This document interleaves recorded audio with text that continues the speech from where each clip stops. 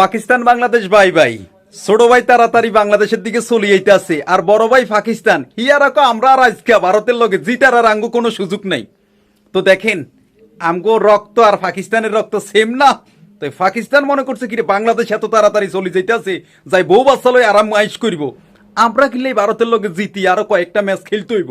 না, এটা কোনোভাবে সম্ভব না ভাই। দেখেন আমার তো মনে হয় বাংলাদেশের যে খেলোয়াড় আছে হিয়াগো গার বাতাস পাকিস্তানের যে খেলোয়াড় আছে না হিয়াগো গাত লাগছে।